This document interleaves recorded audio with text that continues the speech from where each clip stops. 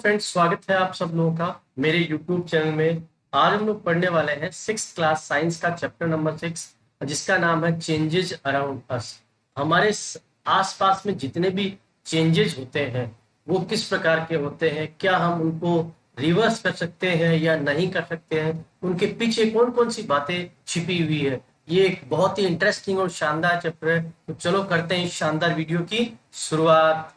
ये कितना मजेदार होगा अगर आपको मैजिकल पावर्स मिल जाए और आप अपने आसपास की जो चीजें हैं उनमें बहुत अधिक बदलाव कर सकें। ऐसी क्या क्या चीजें हैं जिनमें आप बदलाव करना चाहेंगे, लेकिन हमारे पास से मैजिकल पावर नहीं है।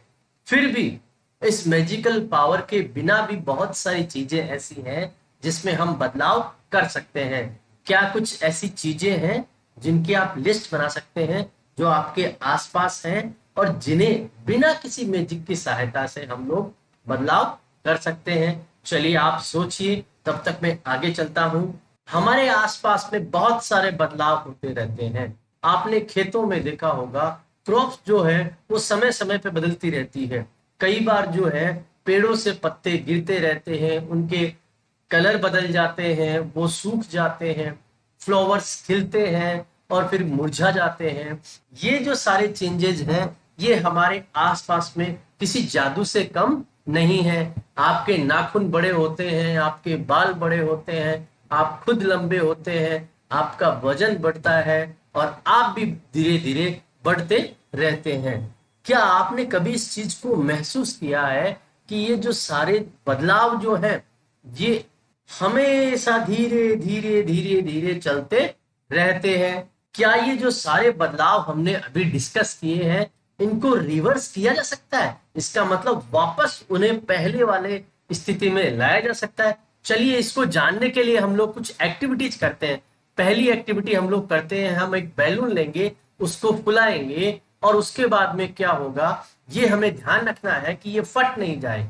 फिर क्या होगा, बैलून जैसे कि आप फिगर में देख पा रहे हैं बहुत बड़ा हो गया है। अब क्या करेंगे, इस बैलून को हम लोग छोड़ देंगे और बैलून को छोड़ने के बाद में आपको पता है कि क्या होगा, बैलून वापस अपनी हवा को बाहर निकालेगा और वापस सही हो जाएगा। एक्टिविटी दूसरी करते हैं, एक पीस ऑफ पेपर लेते हैं, उसको फोल्ड करते हैं जैसे आपको डायग्राम में दिखाया गया है, और उसके साथ में आप लोग क्या करेंगे, इसको एक खिलौना एरोप्लेन जो होता है वो बनाएंगे और उसको हवा में उड़ाएंगे। आपने जरूर ऐसा किया होगा।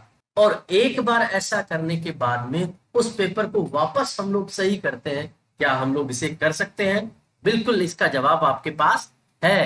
अब एक्टिविटी 3 हम लोग देखते हैं। कुछ डो हम लेते हैं, उसकी कुछ बोल बनाएंगे और उसको रोल आउट कर देंगे एक रोटी या चपाती की तरह। हो सकता है आप जब इसे रोल आउट कर रहे हो तो जिस प्रकार आपकी मदर बनाती है उस तरह से आप नहीं बना पाएंगे। चलो कोई दिक्कत नहीं। आप अब क्या करेंगे, इस डो को वापस एक बोल में कन्वर्ट कर देंगे।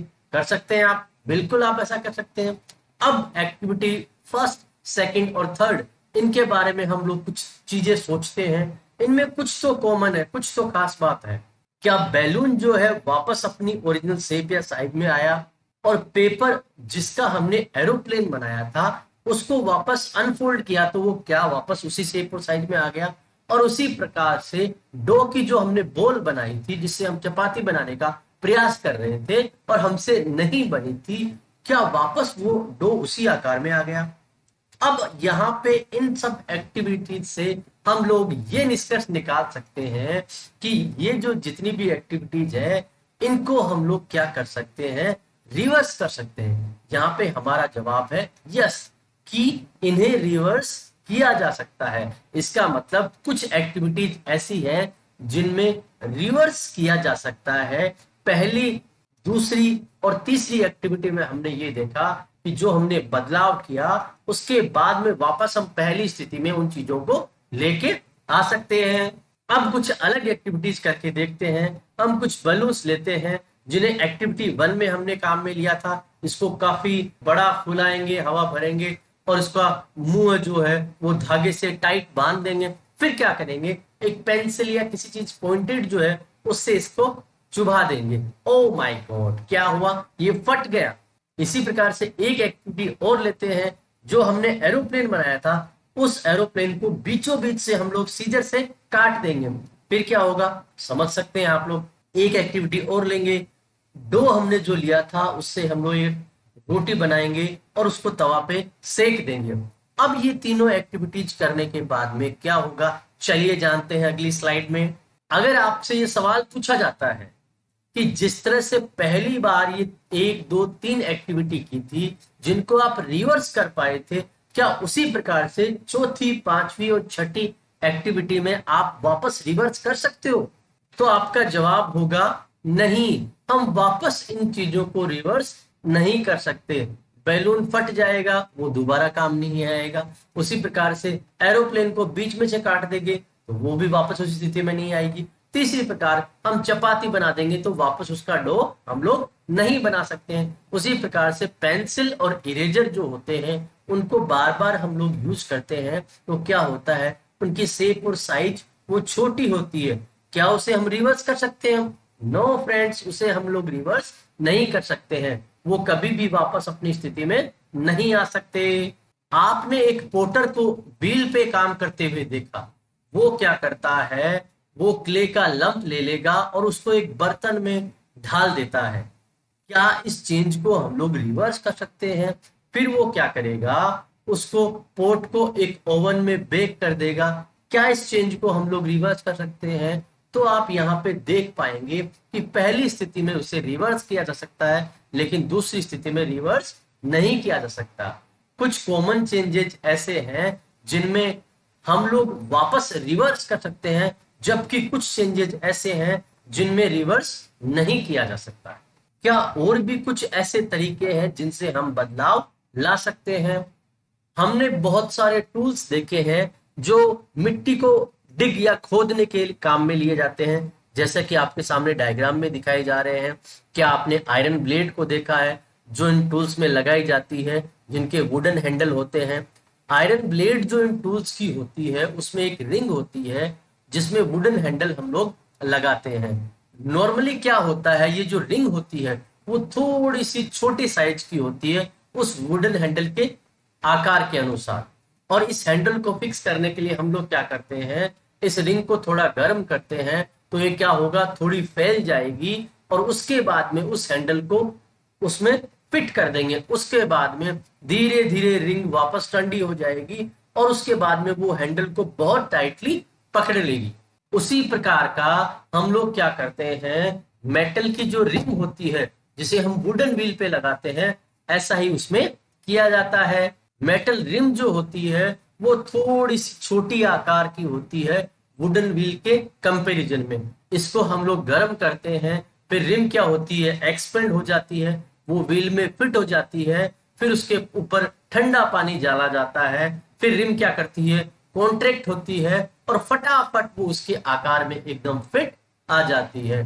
तो यहाँ पे आप ये समझ गए कि चीजों को गर्म और ठंडा करने पर भी उनकी साइज में थोड़ा बदलाव आ सकता है, लेकिन ऐसा लकड़ी और इनके साथ में नहीं होता है। ये केवल कुछ ही मेटल्स के साथ में होता है। जब हम किसी पैन के अंदर पानी को गर्म करते हैं तो कुछ देर बाद में पानी बॉईल होने लगता है। अगर उसे लगातार हम लोग हीट करते रहेंगे तो पैन में जो पानी की जो क्वांटिटी है वो धीरे धीरे धीरे धीरे डिक्रीज हो जाएगी, कम हो जाएगी। वाटर जो है इसके अंदर वो वेपर में बदल जाएगा।